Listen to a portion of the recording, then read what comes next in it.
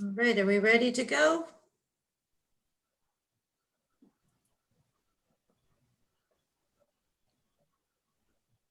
Good.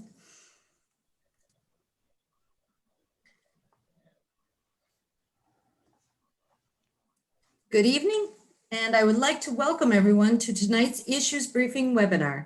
I'm Deborah Cronmiller. I'm the Executive Director of the League of Women Voters of Wisconsin.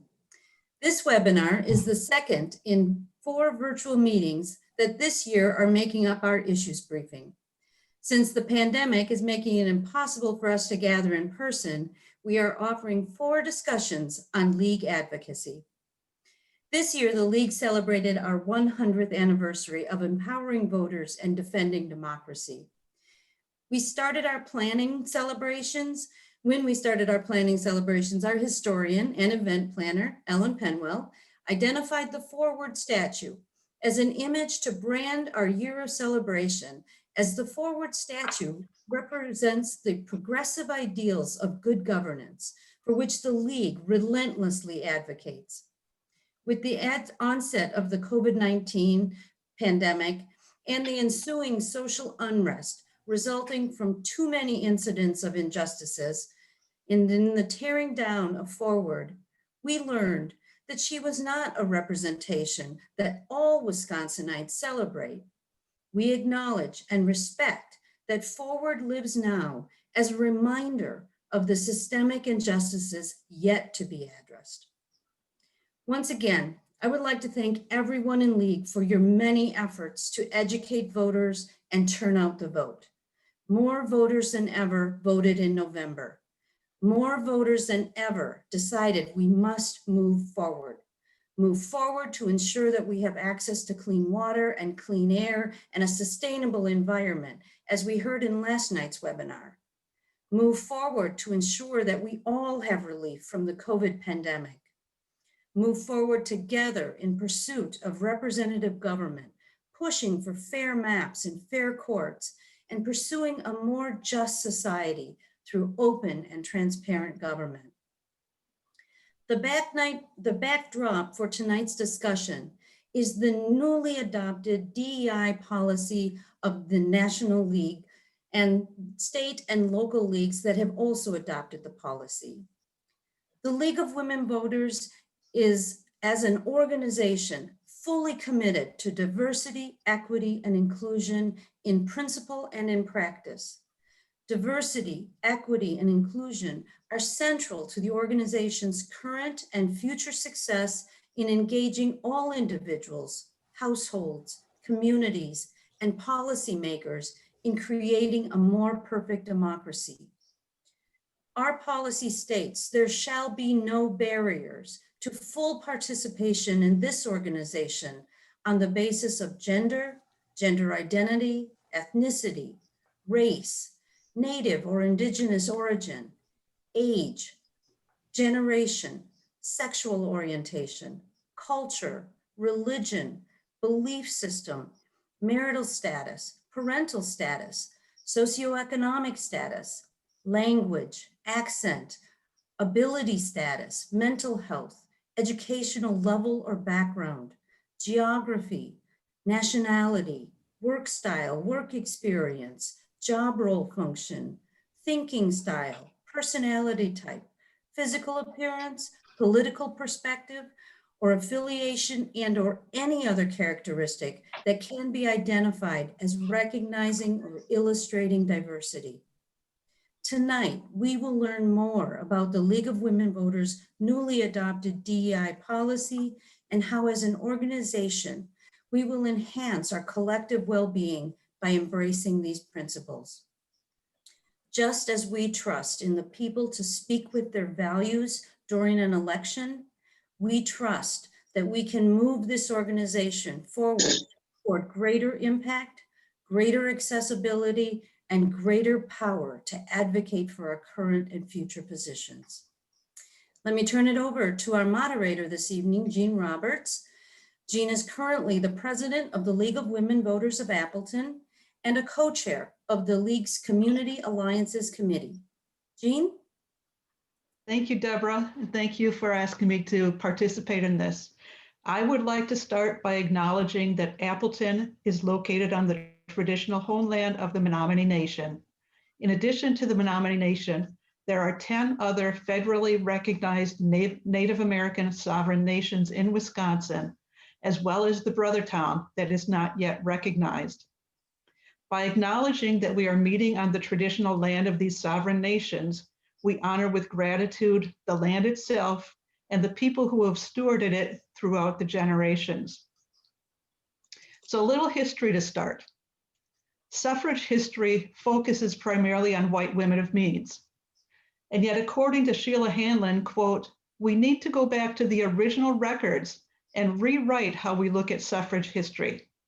If you're looking for working class or LGBT suffragettes or suffragettes of color or suffragettes with disabilities, then the place to find them is back in the archives. All of these things, race, class, disability, sexuality, gender, they all worked together and are a really important part of the unwritten story of suffrage," end quote. Or as my friend Karen Nelson reminds me, women of color fought for the right to vote, all the while knowing that they would not reap the benefits. The same thing can be said about the history of the League. The League of Women Voters has done great work over its 100 years, but the League has also had some glaring omissions and has remained a primarily white women's organization. To paraphrase Dr. Carolyn Jefferson Jenkins in her book, The Untold Story of Women of Color in the League of Women Voters, women of color at best have been marginalized and at worst have been excluded from the League. For example, in 1954, following the Brown versus Board of Education decision, quote, "On the subject of school desegregation, the League was silent," end quote. This summer, at the League of Women Voters National Convention, the urgent resolution, A National Statement on Systemic Racism, passed with 1,094 yay and 32 nay votes, 100 years after the founding of the League of Women Voters. How painful must that be to the women who experience racism on a consistent basis, knowing that the, quote, "every woman's organization," quote, took 100 years to recognize this racism. And this is our history. And this is a big reason why our path to diversity, equity, and inclusion must start from within us, as individuals and as an organization. Why should marginalized women in our communities trust the League enough to want to be a part of our organization? Because without earned trust, we will not become the organization that we profess to want to be. So I got to tell a little story. November of 2016, there was a presidential election. I think everybody remembers that. And a pretty confident woman lost to a somewhat less confident man. And it was like a kick in the guts. And all of my friends described that same sensation. And then Tuesday night of 2020, when the only presidential ticket with a woman on it was behind by large margins in so many states, I had that same sensation because I apparently forgot what the League of Women Voters had told me about being patient with the results. And I didn't sleep much that night, but I did come to a moment of clarity. This was my white privilege. I had only had that kick in the guts feeling a few times.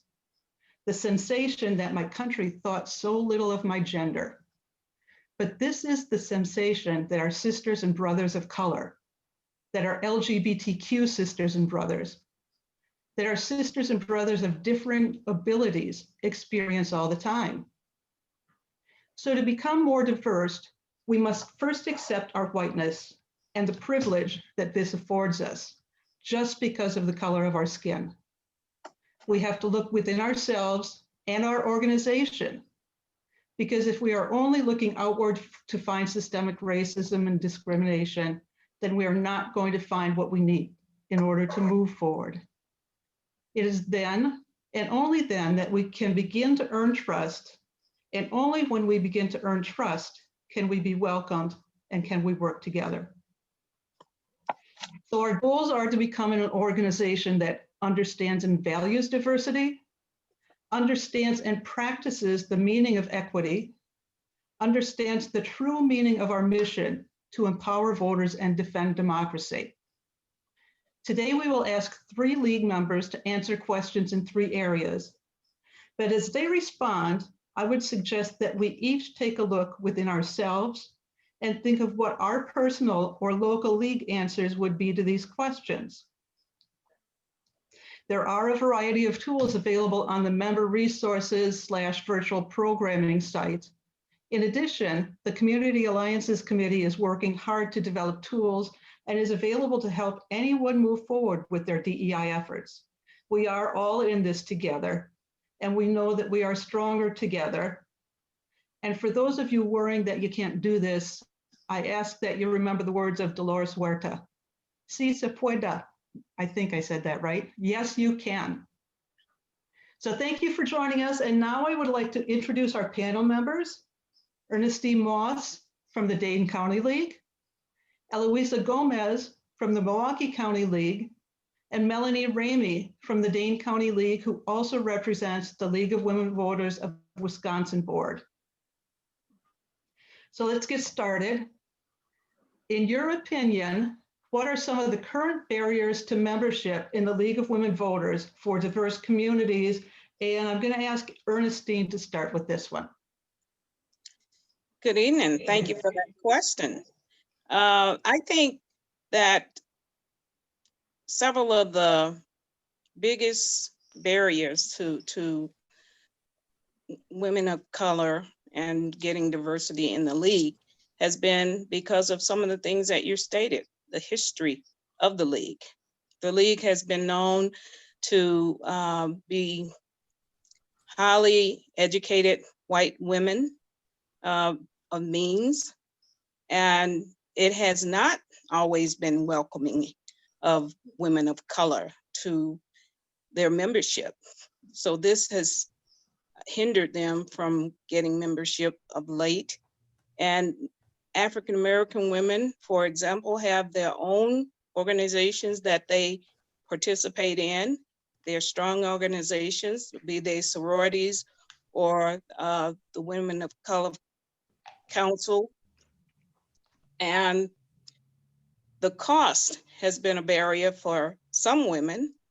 And so with it being a racial, and then you have the costs that people may not be able to afford. And the class division, even for women who are not of means, you don't have all the different levels of women joining the League either. At least that has been the history of the League. So I think with now having a DEI policy to ensure that you have, you consider diversity in every aspect of the program, I think that will make it more welcoming to women of color. And look at the history that you have now, the second woman heading the League of Women Voters of the United States. So that gives people hope. You see growth, and you see yourself perhaps more so than in previous years. So I will stop with those 3: the perception, the history, and race. Primarily, I think have kept some women from being part of the League of Women Voters when it comes to women of color. And I speak more so for African American women than other women, but so I'll give other panelists the opportunity to chime in. Thank you, Thank you. Ernestine. Melanie or Eloisa, would you like to? Well, I'll just comment. Okay. You know, white is a color. And so there's been certain things that have even been barriers to other white women. And one of the things that Ernestine mentioned is the perception that people have to be college graduates and have to have certain economic means in order to be members of the league, which of course is not true, but we have not done a good job in breaking down that barrier, because there are a lot of women, white women, who would make wonderful league members, but they simply are put off by those stereotypes. Another thing is that we have not done a good job in recruiting people of different ages. That a lot of times we have forgotten about younger women. And I can remember being part of people discussing, well, when women are young, they have young families, they don't have time, and so forth and so on. And yet, I think what we do with our time has a lot to do with our values. And we have probably just ignored trying to reach out to these women in many instances. And then, of course, now we know that women on college campuses are important. And also, I don't want us to not mention men. Because we have some wonderful men members, and we have done, again, not a very good job in reaching out to men of all color and in bringing them into the league, because they have been valuable contributors. And so I think to just build on what Ernestine said, there are lots of ways that some of these barriers have prevented everybody from being included. Thank you, Melanie. I would, Eloisa, would you like to yeah. add anything? Well, what Ernestine and Melanie pointed out was important. And I would just add from my perspective, when I think of my younger Latina counterparts, that one of the barriers is they don't know what the League of Women Voters is all about. They don't know about the League. They don't know about the rich history and the wonderful work that is happening across this country. And, when you explain that to people and when they see volunteers in action, I really feel that they will be more interested. Whether or not they join, that's another thing for reasons that have been brought up. But the fact that I think of my younger counterparts that don't know about the league, that's a barrier. And that should be of concern to us, because we should be really working with, all women and men and others to include them and let them know about who we are and what we're doing. So I would just say, if we think about positioning ourselves for the future, it is going to be to reach out to a variety of different communities. I would love to see us start at a very early age with I'd like to do some work with our younger Latinas in even grade school and start working up so that they become leaders in their respective communities, understanding what democracy is and how to be part of a community of people who really want to work for change. Thank you, Eloisa. So it almost sounds like we're all seeing some common themes, that the league has not done a good job of explaining themselves, of explaining who they are outside of their own community. And the league has not done enough work reaching out to others besides their white women's community also. Would that be a pretty accurate statement, do you think? Yes. Yeah, that's a nice summary there. Thank you, Jean. Okay. Is there anything else that anybody would like to add about barriers currently? Well, one of the things I think that has been something that's been a barrier for many years in the league is that sometimes we have not been well informed as to what we can legally do or not legally do as an organization. And I think that has held us back in some ways. And I think that now then we also need to understand we need to put resources into doing exactly what Eloise was talking about, letting our mission be known, letting our openness be known, and we need to put some financial resources into marketing and that sort of thing. And I think that we have often just thought, well, you know, we're doing good works and, you know, somehow or another, everybody will find out about it. Well, a lot of people have found out about it, but not nearly enough. And so I think that we need to do some more thinking about investing in ourselves so that we can spread the word better about what all we're doing and the help we need to get it done.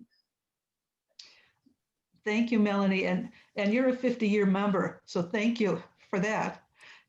Could you clarify a little bit what you meant about what we legally could and couldn't do? I'm not quite sure what you meant by that. Excuse me, I didn't understand you. Were you asking me a question? Yes, I was. You had said in your comments that there was a while that we didn't understand what we legally could and could not do. Could you clarify that? Because I'm not quite sure of what that means. Yes, I can clarify that from our own perspective here. And that is, for many years, we operated this organization at the state level under the understanding that we could do no lobbying. And so because that was a misunderstanding, and at that time, I think the leaders were terrified of the IRS, and so they operated the organization under a 501c4 category, which prohibited us from raising money, because grants cannot be given to 501c4 organizations except in rare instances. So we were really sort of hamstrung until about 10, 12 years ago. We began to switch our legal structure to the 501c3 because you are allowed to do lobbying under 501c3. And so we began to be able to raise money, to be able to function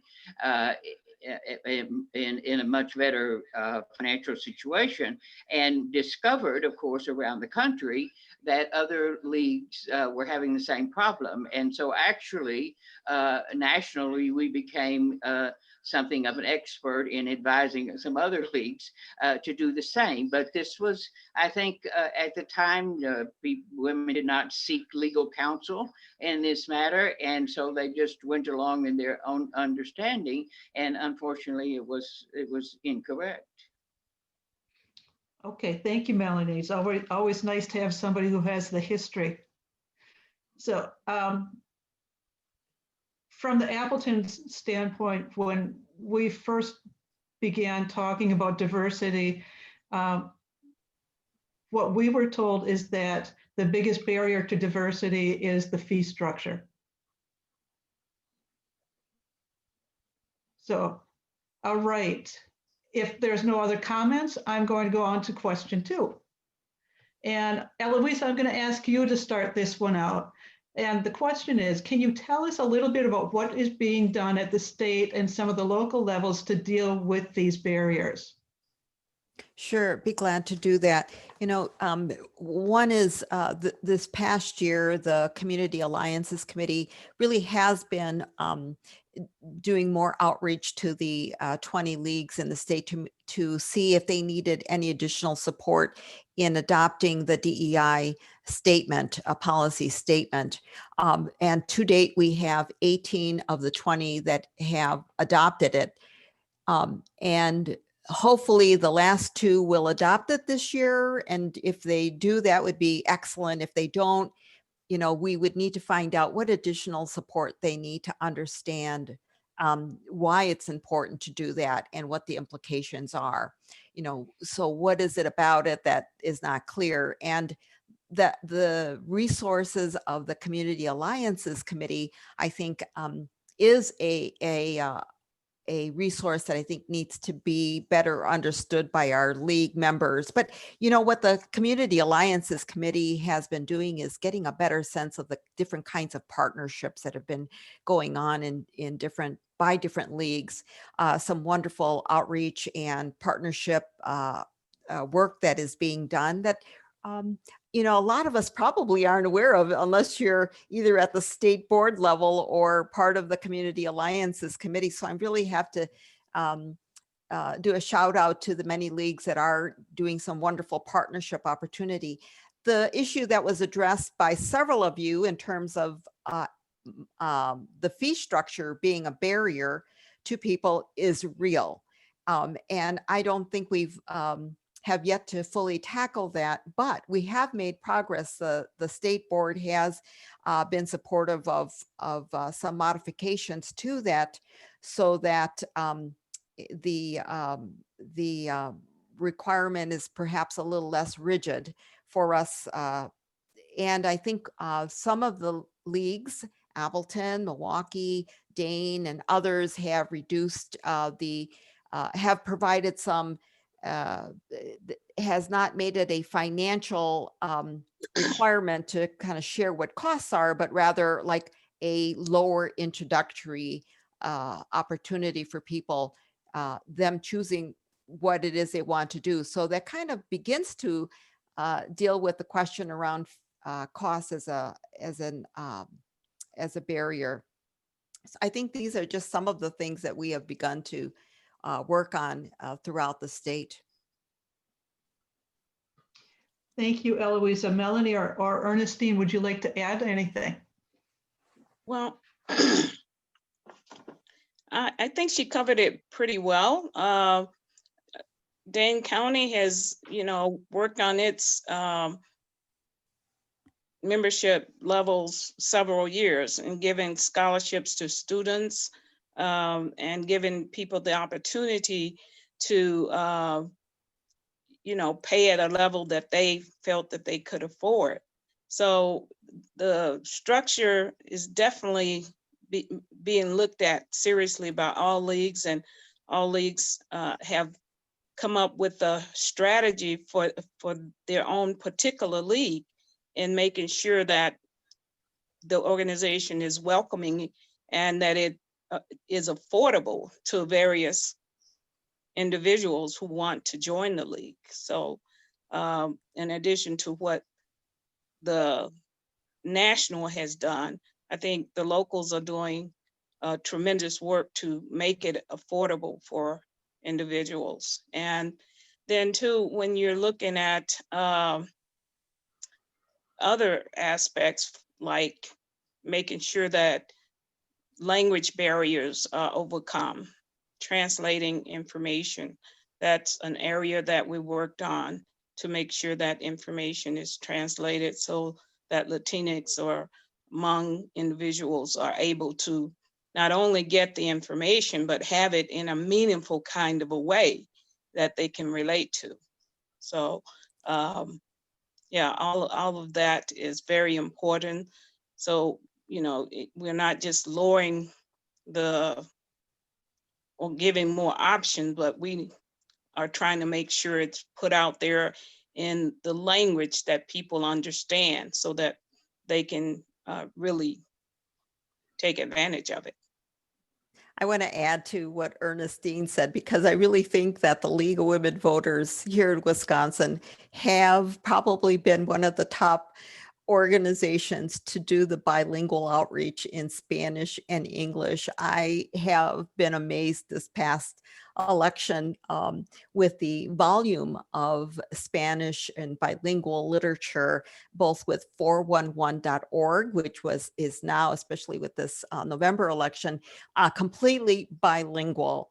And really, that's one of the issues that I heard early on when I started 2 years ago with the league is, where's the information in Spanish? And, I don't want to dwell on this quite a bit, but really a marketed improvement in this. Do we have a ways to go yet? Absolutely. Are there other communities? I mean, we've begun to do some work with Hmong language as well. And the kind of the cultural marketing efforts, I think we've begun to make some progress there as well. So just to emphasize, I think what Ernestine was saying on our bilingual outreach to the Latino, Hmong, and I'd like to, and I believe we will be doing more down the road in this area. Thank you, Eloisa. Melanie?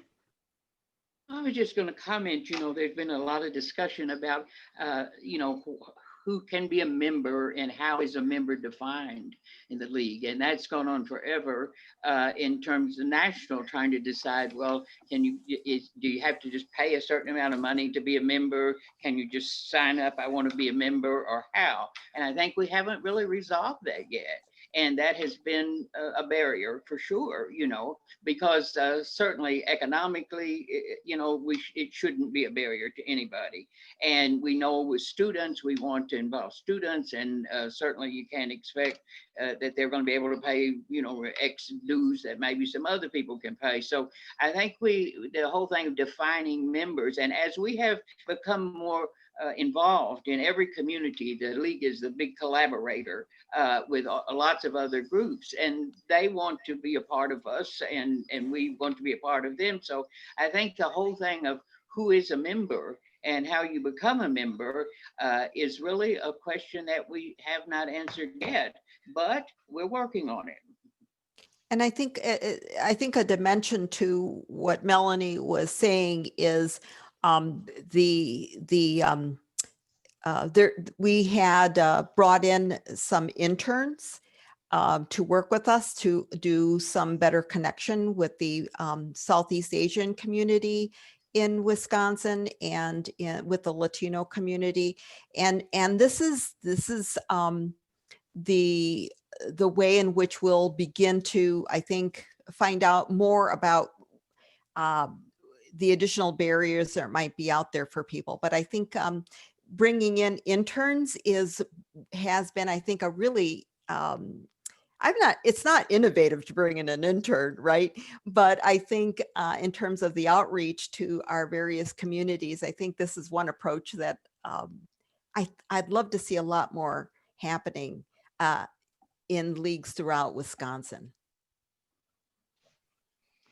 Thank you, Eloisa and Melanie and Ernestine. Are there any other comments about this question? Otherwise, we'll move on. Well, in terms of addressing the barriers, we've done made a real effort to connect with partners in the communities, like the League of Women Voters partner with the sorority, Delta Sigma Theta sorority, in a number of different cities. And we also try to partner with the Urban League of Greater Madison and other groups of color, 100 Black men, in various efforts. So building those partnerships and relations, I think is going to help address some of the barriers that are there, because it helps to help more people to know about the league, what it does, how it works, and that we do have some things in common that we can work on to better our communities on an ongoing basis. So doing those kinds of outreach and just working with others I think is going to really help decrease some of those barriers that we have identified. Thank you, Ernestine. And that is a great segue into the last question that we're going to talk about. And that one is, what would each of you say are some of the steps that we can take moving forward to become a more diverse organization? And with this one, I'm going to start with Melanie. Melanie, could you tell us what you think are some of the steps? Yes, I think that we really need to put some more resources into marketing that concept, and to get out the idea that the league is inclusive for everybody. And I think we need to begin to spread the message. And one of the ways we have to do it, I think we're doing a better job to some degree through social media, but we need to do it in other media also, because this is where people get their information. People get their ideas, you know, from the various media, and we need to be there, and we need to be there with our story. Now, for example, we put out the candidates' answers, and that's been a thing that we've done forever, and people get it in libraries and so forth and so on, and that's been a wonderful tool. But maybe we can come up with some other tools. And the language thing of the translating into other languages has been very, very critical, and I think that we need to again continue to spread that in terms of other pieces of material that we have, to be sure that all the people that in this state, and that would be the Southeast Asians and the Hispanics and whoever, that there are so many possibilities and so many people that we can involve in helping us do that. And I think that as we have moved forward as the League in terms of taking action in court on the voter ID and in various other ways, that we have stepped up to the mark, that people have become more aware of us and have become very supportive of us. And so we do have, I think, the means and the opportunity to get out the word about the League and to invite all people to become a part. And I think that's absolutely critical. This is Eloise. I think that what Melanie was describing was more of the kind of outreach work that we do. And there's just so many examples of, I think, very good outreach work that we are doing. But the League, because it's largely a white women's organization and it needs some real internal reflection, I think members, all of us, but I would say white women, need to have some self-reflection on what implicit and explicit bias is as it relates to them personally and their circle of influence, as well as that and how it affects the women around them within, you know, the League at your local levels. I think without that deliberative commitment, without that ongoing commitment, I'm not sure, you know, I don't, right now, I really would kind of worry about, you know, kind of flooding in, bringing a lot of people if women aren't doing that kind of necessary reflection and perhaps community dialogue about the ways in which perhaps the organization is not a welcoming and inclusive organization at this point. I believe in the capacity of us to do that, but unless we see the full understanding of what DEI is, how would we measure equity? What are some benchmarks for that? What are some of our own personal benchmarks in terms of reducing implicit and explicit bias? That this is going to take a while, and we just have to be very deliberative about it. And I think each league has to have that kind of discussion, and I think a number of them are already. But if the leadership of our leagues, which is largely white, if there isn't that kind of deliberative effort, this is going to be hard to be a welcoming community for women of color. I'm just speaking more specifically about women of color at this point. I can't speak to all all that would be covered under DEI, but I do know that is very important, and I do think that we have that capacity to determine what this commitment is all about. In Jean's opening remarks, she made a comment about white privilege. And I think that is a concept that actually a lot of white people have not thought about enough. And to realize that has been such a barrier in their own minds, to reaching out to other people.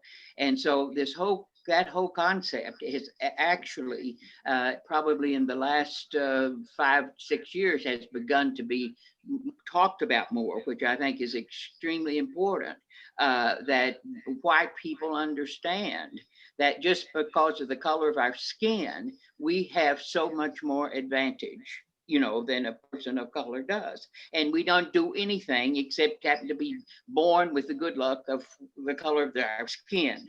And I think we need to get over it. And so it's really something that is a challenge to all white people to understand that. And I do think that some of the activities that we've seen this summer in terms of the Black Lives Matter movement and so forth has really helped white people have more awareness of some of the difficulties people encounter when they are not white people. And I do think that we all have to deal with this inside ourselves, and we also certainly have to deal with it inside this organization to be sure that we're all on the same page in that regard, and that that we are genuinely welcoming to people of color. Ernestine, do you have anything that you would like to add about what you think are some of the steps that the league can take moving forward, or we as individuals can take moving forward to become a more welcoming community? Well, I agree with Melanie that we really have to examine introspectively among the members in the league, because I'm sorry, oftentimes people feel like because they are doing good things or providing good information and all that they have met the challenge of being a good person, and there's all is well. But then we might say things that are really offensive and not realize it. So it has to be a deliberate effort, deliberate initiative to actually delve into some of the writings of others to really get a handle on what those implicit and explicit biases are.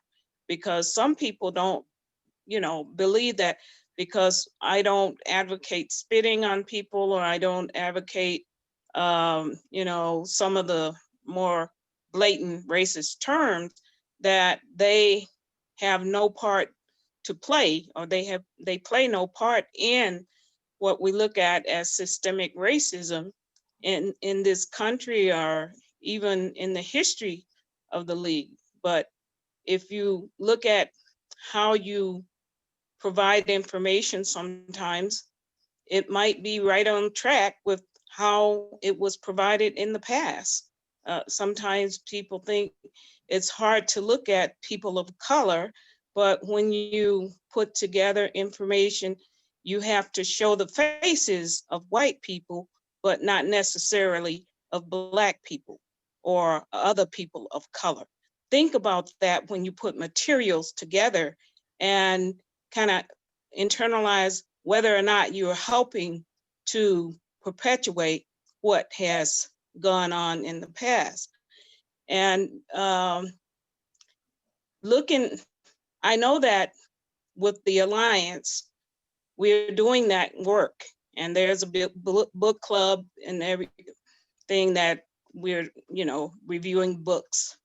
And sometimes people do have a difficult time with some of the books that we review, and how people are saying, well, we have to look at this or that. And some people just, it's difficult, but tackling that systemic system, you have to just do some hard work. And if the league is going to get to the place it wants to be, that work has to continue to be done, even more aggressively. One of the things I think is also true is that people have unconscious bias. And unless you really stop and examine this inside yourself, a lot of times you aren't even aware of how biased you are in terms of race. And so I think it really becomes a very personal thing that each of us has to do in order to genuinely be a part of an organization that does that. And I know recently I was looking at some material that the American Bar Association put out, and of course they're trying to get lawyers and all in terms of choosing juries and all to try to root out the unconscious bias that jurors might have. But even when people look at the different colors of skin that people have, some people are biased toward a shade of a color or something. And these are really things that are very deep inside a lot of us, and that we do need to make that commitment, personal commitment, to deal with ourselves. And then we can deal much better with this whole issue as an organization. The community, thank you, Melanie. The Community Alliances Committee has a 2021 plan to support our efforts in really realizing our commitment to diversity, inclusion, and equity. One is that we're interested in helping people build their foundation of understanding.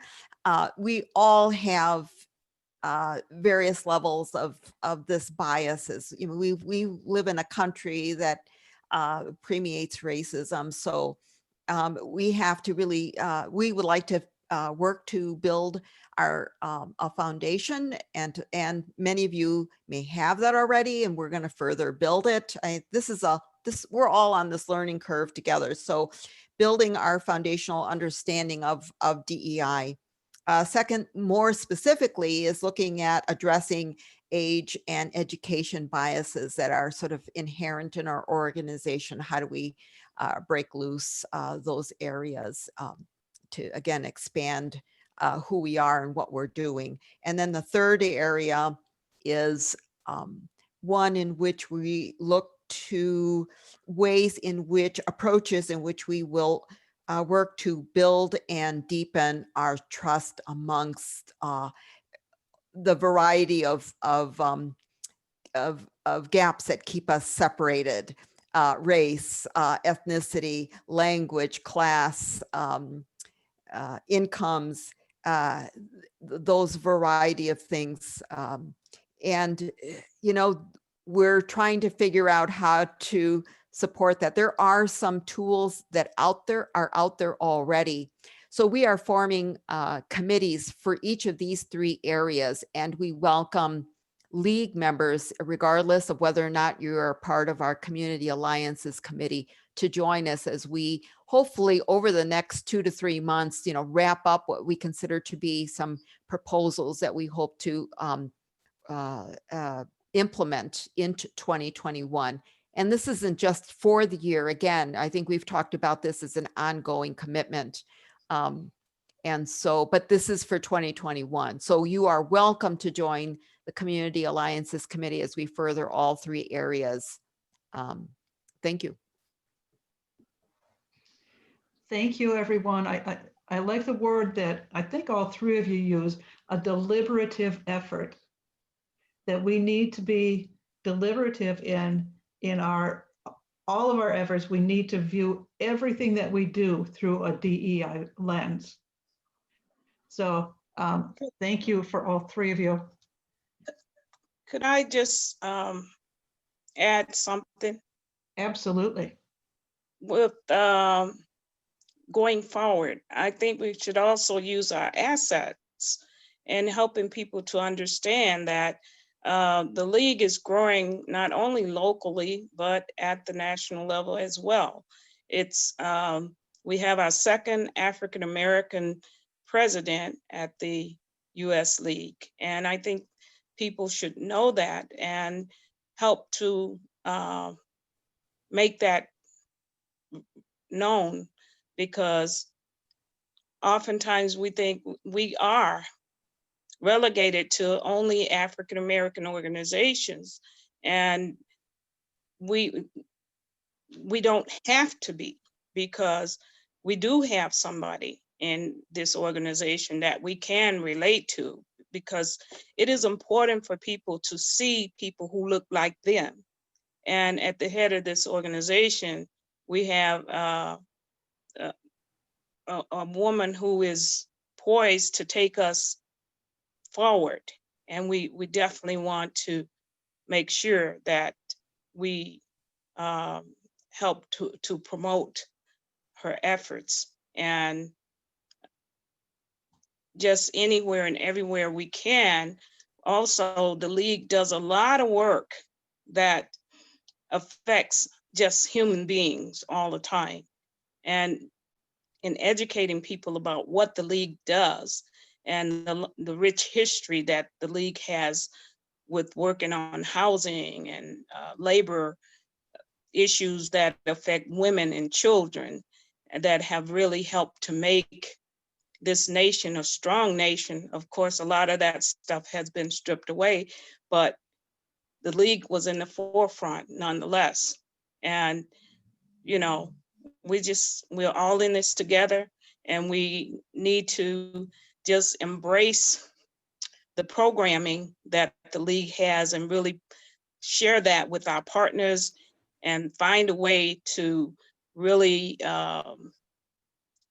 help to make it resonate, because the League, the Dane County League, has actually done a good job at reaching out to people of color and addressing issues that need to be addressed, like prison reform and stuff like that. But I don't know how well we have actually promoted that work, even though we've had excellent speakers and things like that. So I'm saying we need to really look at our assets and try to promote them better, maybe, for the lack of another term. Thank you, Ernestine. I like how you say that we need to remember our strengths, so that we do have a lot of assets. And by focusing on increasing our diversity, increasing our inclusion, we will just become a stronger organization. And Yes. so thank you, Ernestine. All right, we are just about out of time. I would really like to thank Ernestine Moss from the Dane County League, Melanie Ramey from the Dane County League and from the State Board, and Eloisa Gomez from the Milwaukee County League. Thank you all. This was a great panel, great discussion among the three of you. And for anybody who's joining us, be on the lookout. The Community Alliances Committee is working very hard to provide resources to you. For anybody who is unsure of how to start, contact Ellen Penwell, contact Eloisa, contact me, and we will be happy to talk with you about how you can start. There are great resources on the League website. So again, thank you, everybody. And now I would like to introduce Louise Petering. She is the current president of the League of Women Voters of Wisconsin, and Louise will give us some closing remarks. Louise?